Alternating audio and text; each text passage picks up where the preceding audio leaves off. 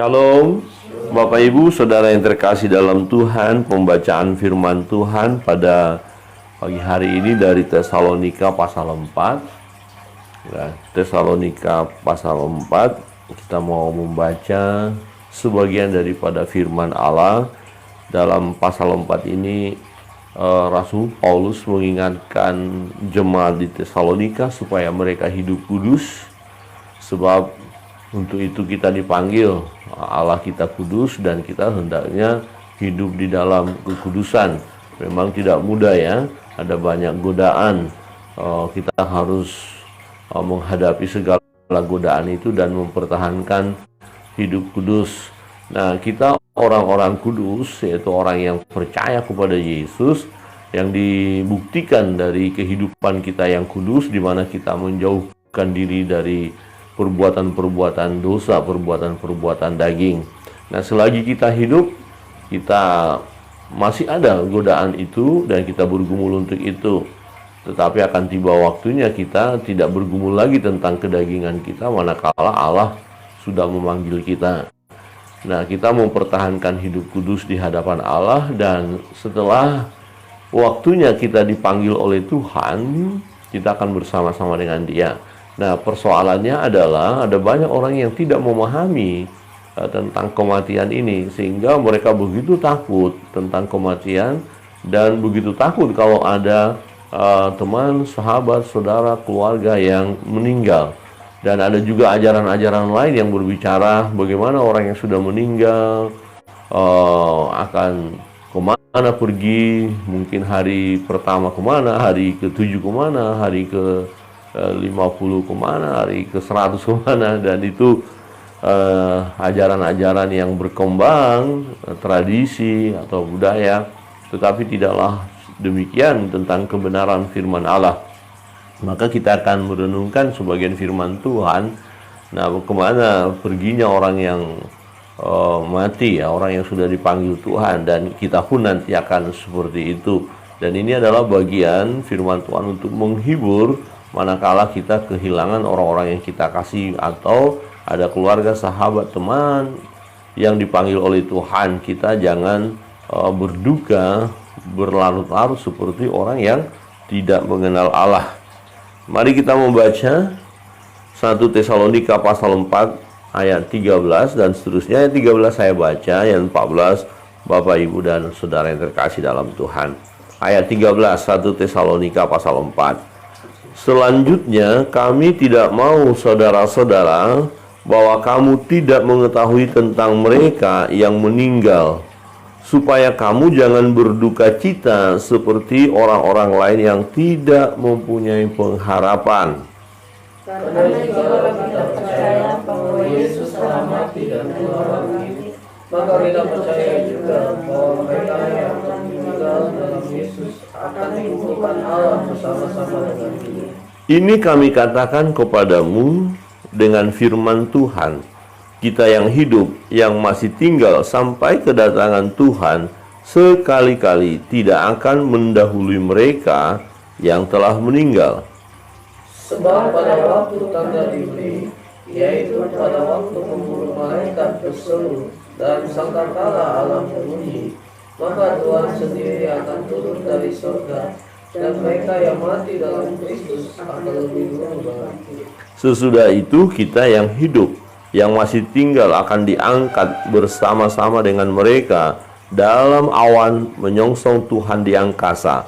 Demikianlah kita akan selama-lamanya bersama-sama dengan Tuhan, bersama-sama. Karena itu hiburkanlah seorang akan yang lain dengan perkataan-perkataan ini. Amin. Demikian jauh firman Tuhan.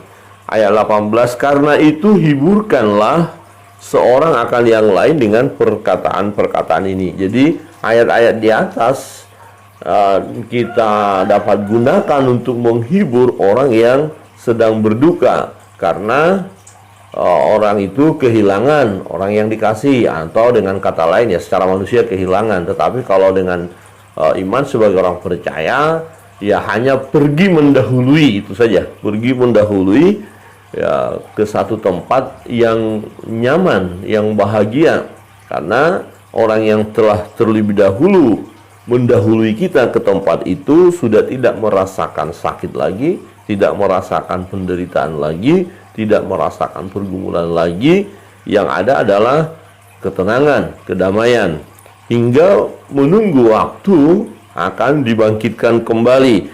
Nah, mengapa perlu ada penghiburan ini, kata-kata ini untuk menghibur? Rupanya ada orang yang berduka seperti kehilangan pengharapan.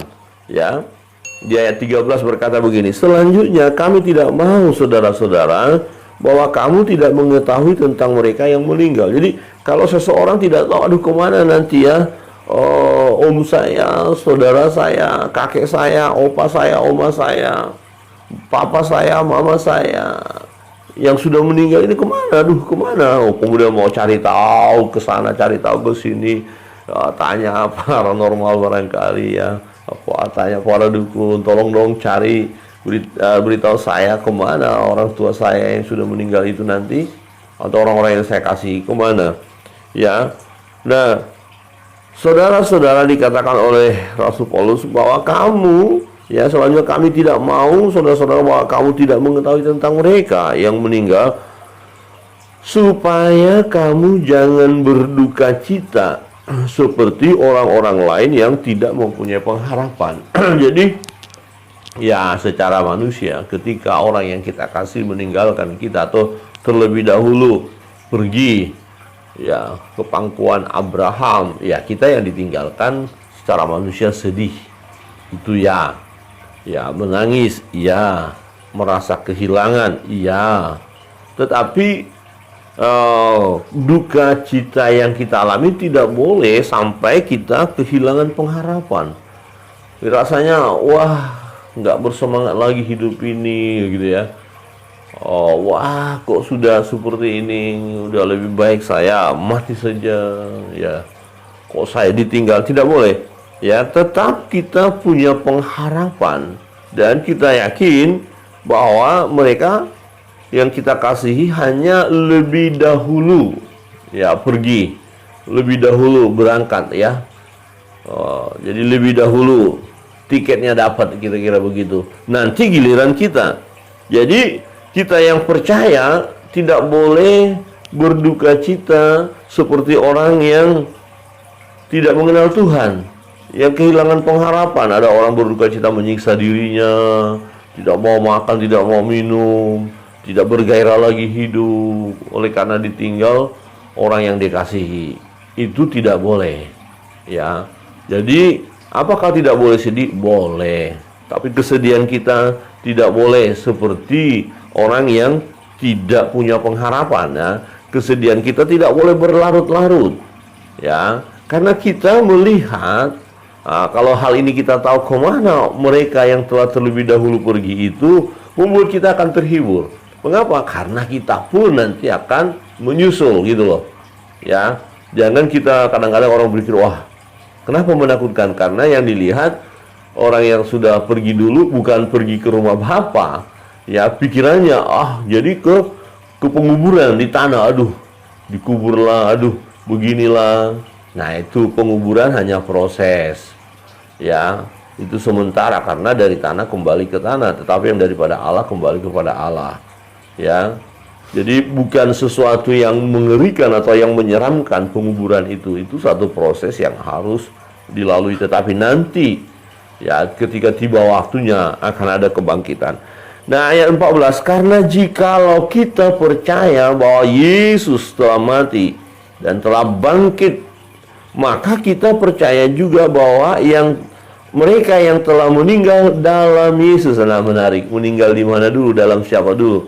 Meninggal dalam Yesus. Artinya waktu seseorang itu meninggal, dia sudah terima Yesus sebagai Tuhan dan Juru Selamatnya secara pribadi. Sebelum dia meninggal, dia adalah orang percaya, dia orang kudus, dia yang sudah dikuduskan. Nah, orang-orang yang sudah percaya Yesus ya akan dikumpulkan Allah bersama-sama dengan dia, akan bersama-sama dengan Allah ya, akan bersama-sama dengan Tuhan, dikumpulkan. Nah, siapa yang akan dibangkitkan itu? yaitu mereka yang sudah percaya kepada Yesus.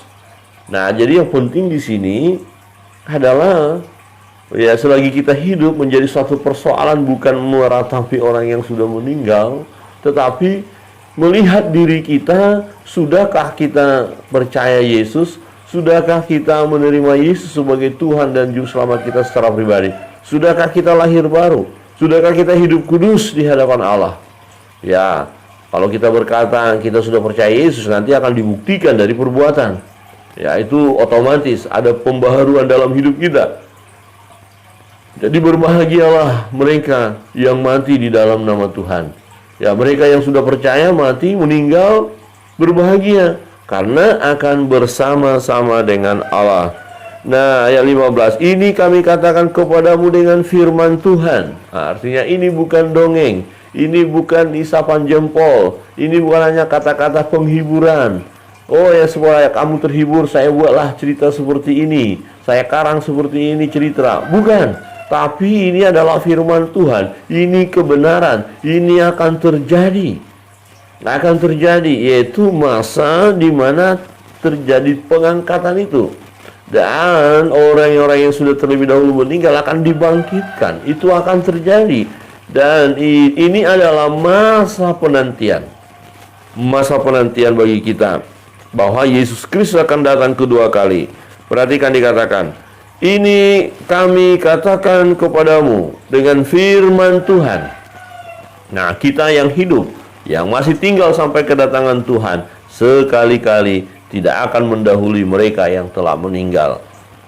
Jadi, waktu kebangkitan, siapa duluan? Mereka dulu dibangkitkan. Nah, kalau kita masih hidup, langsung tiba-tiba diangkat ya, rapture, pengangkatan. Ya, tapi mereka dulu. Jadi orang-orang yang sudah meninggal di dalam Tuhan Yesus akan bangkit dari kubur, dan yang masih hidup. Jadi kedatangan Kristus itu tiba-tiba, dan masih ada kehidupan nanti untuk kita. Tiba-tiba yang masih hidup itu langsung diangkat, kemudian akan bersama-sama.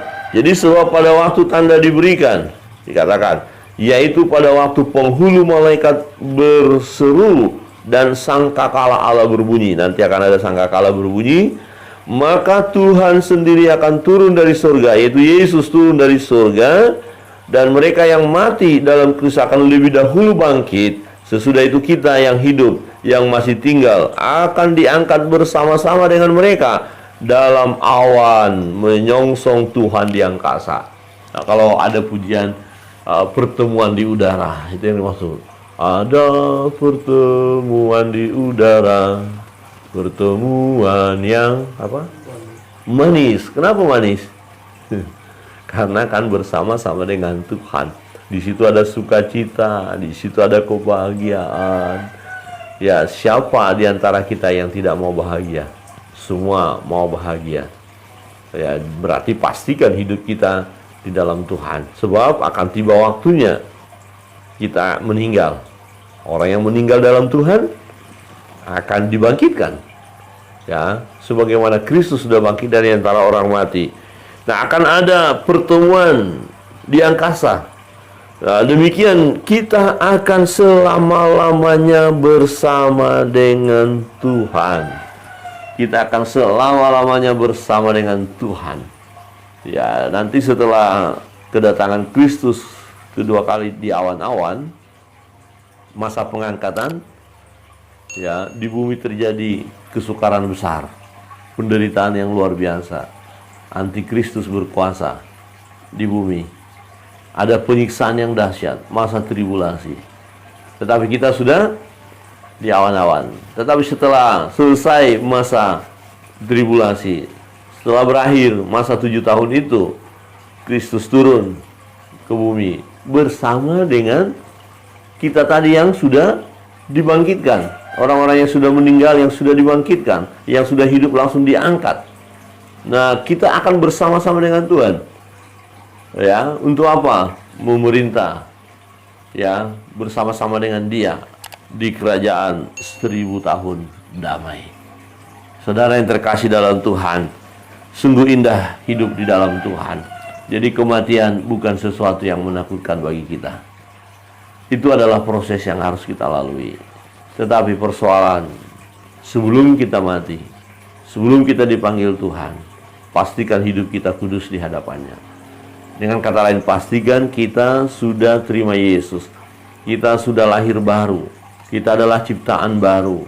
Pastikan hal itu yang dibuktikan dengan perbuatan hari lepas hari, di mana terjadi pembaharuan hidup di dalam kita. Manusia batinia kita dibaharui dari hari ke hari. Itulah orang yang percaya. Itulah orang yang hidup di dalam Tuhan.